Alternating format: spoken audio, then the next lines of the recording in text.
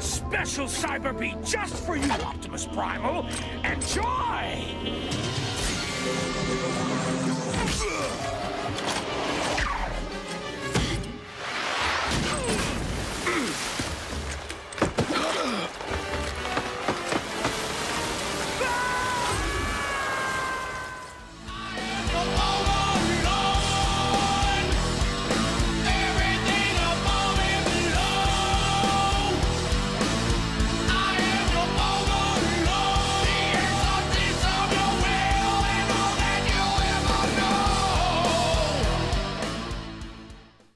Hey guys, Cybertron here, back again with another review, and today we'll be taking a look at the Hasbro Transformers War for Cybertron Kingdom Deluxe Class Scorponok, who was essentially the Soundwave of the Beast Wars series, because they didn't have actual Soundwave.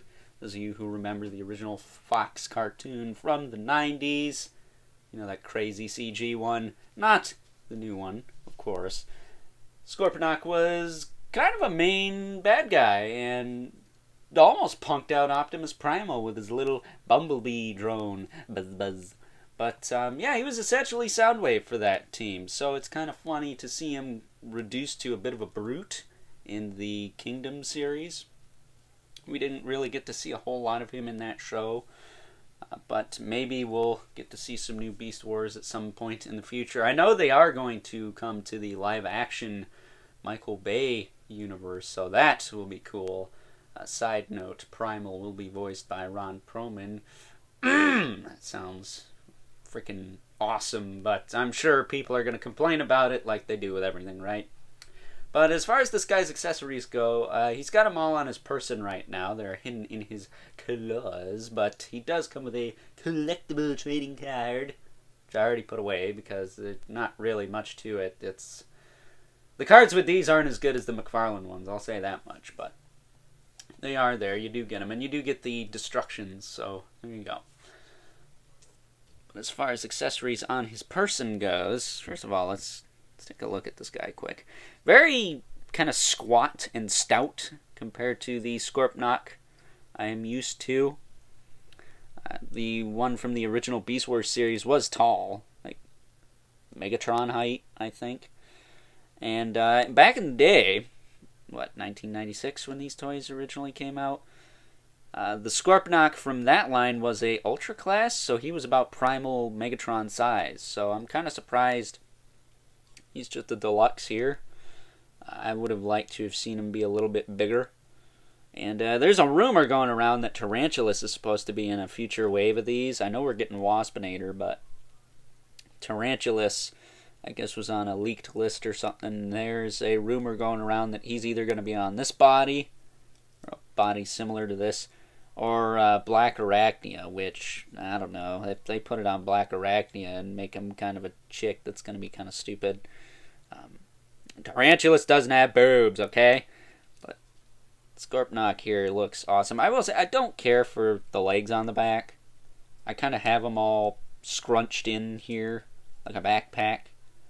They're all like folded in. You can have them out. That's no issue. But I like this more compact look. But they're all on ball joints. You can move them around however you want.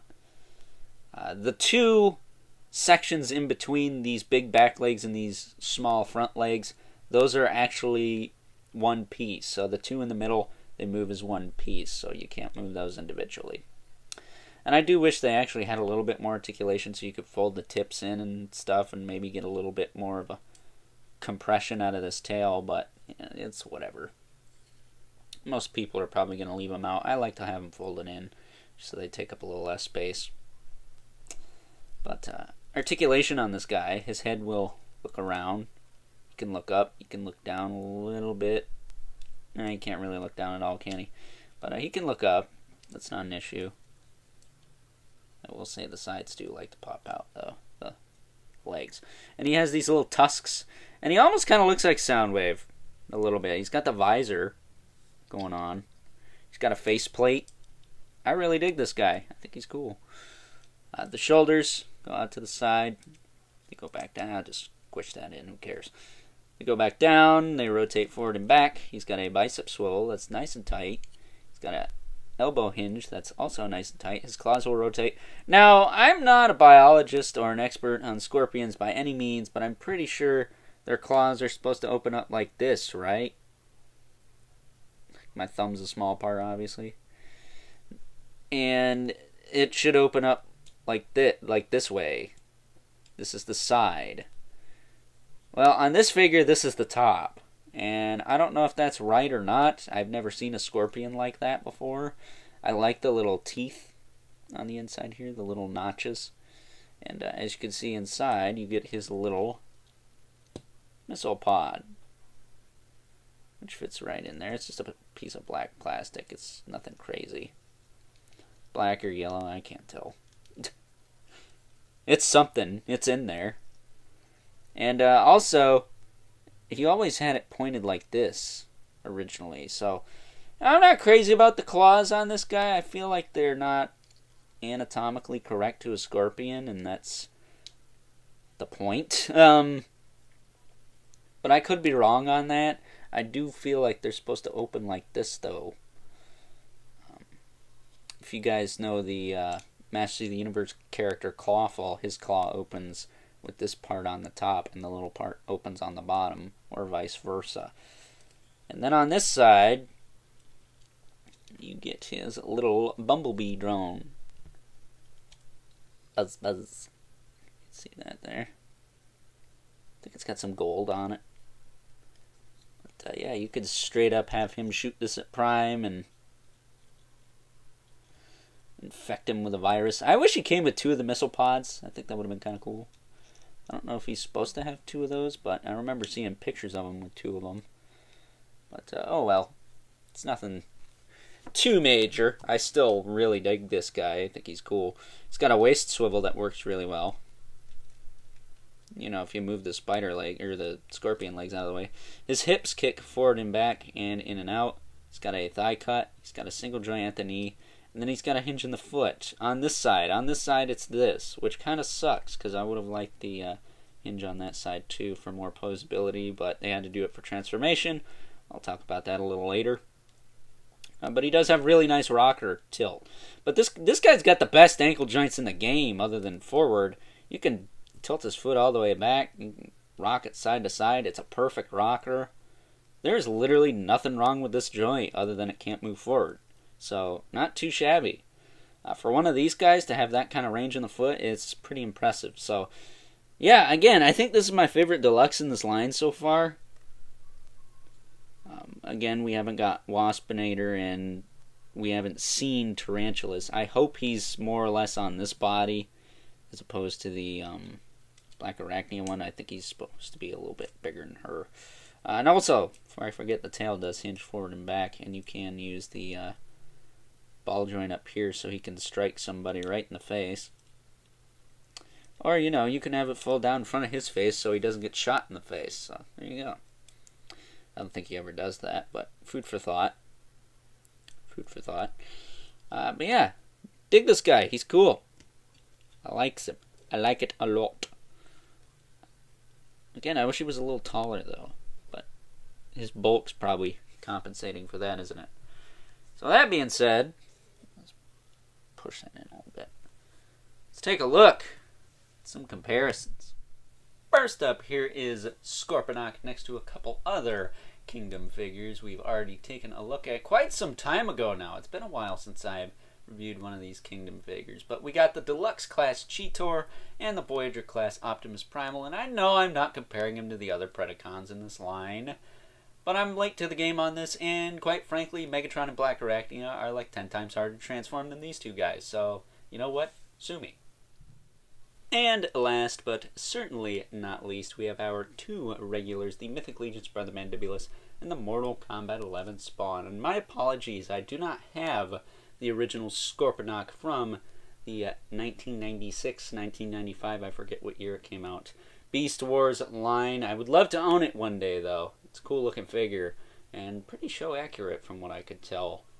At least based off of pics online. But with that being said, let's get this guy transformed into his beast mode.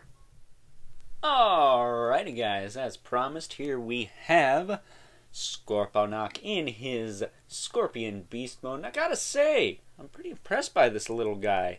He goes from being a pretty squat and stout robot to being a very kind of large and intimidating looking scorpion. Giving me some King Kong vibes with this one. So, taking a closer look at him. Not as accurate as the 90s show in the head there, but I don't mind that. This is new. This is supposed to be a little bit different. And I think it looks a little bit more menacing.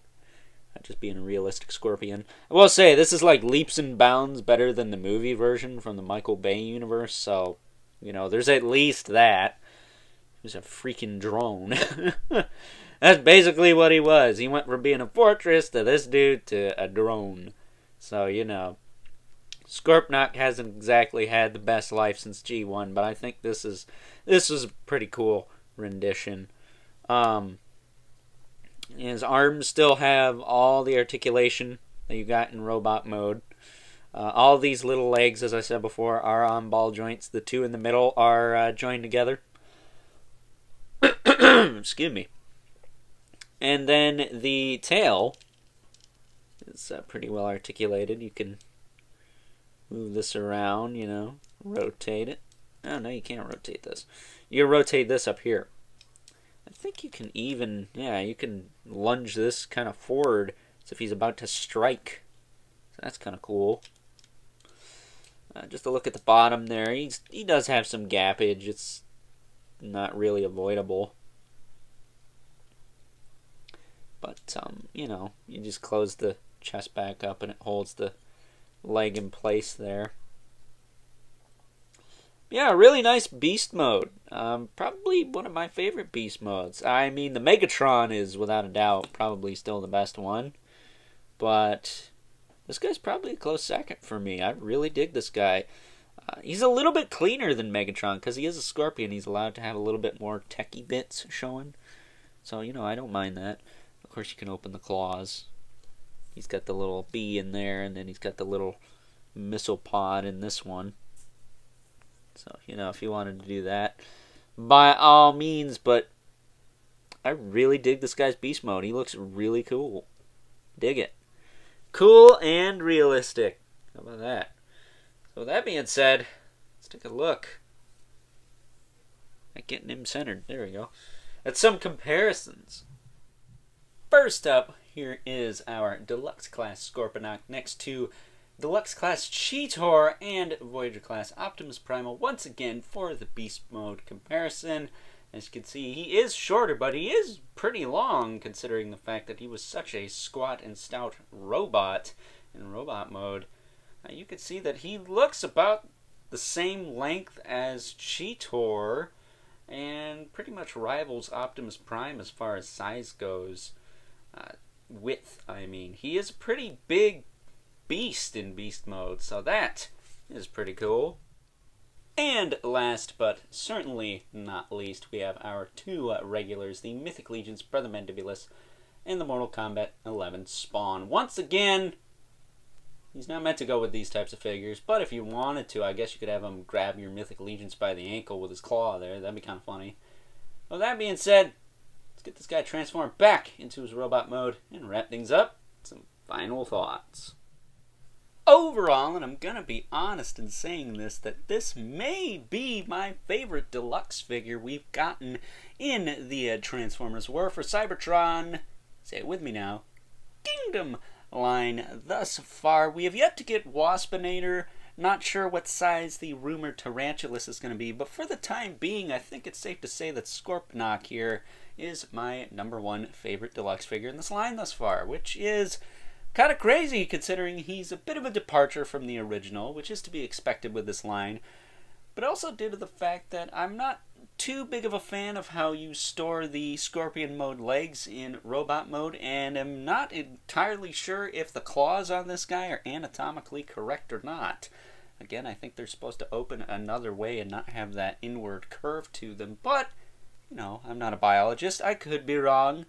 Other than that, though, I think he looks solid in both robot and Scorpion mode. And did I mention he's a Scorpion? That's pretty cool, right? So with that being said, I would highly recommend you pick this guy up if you're at all interested in getting the Beast Wars characters from this Transformers War for Cybertron series. I think they're some of the best in the line, and I intend to, as the box says, collect them all.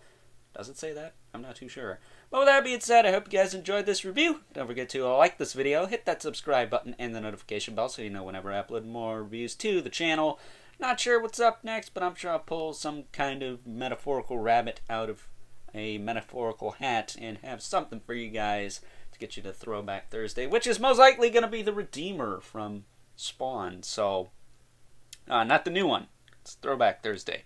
I'm going to look at an old one, because I don't have the new one, because Target sucks. But moving on from that, got to show that algorithm who's boss, right? And don't forget to hit me up on Instagram at Overlord Productions and leave a comment in the comment section below. Let me know what you think of this guy, whether you want it, love it, or hate it. I think this guy's going to be a mixed bag for some people just because he's so squat compared to his original design. And he is pretty short, even compared to a Deluxe like Black Arachnia, who again I didn't pull out because her transformation's a bit of a pain in the butt, not going to lie. But remember, keep the comments civil, because the world sucks enough as it is, especially when, yeah, some figures are a pain in the butt to transform. And until next time, I'll catch you guys later.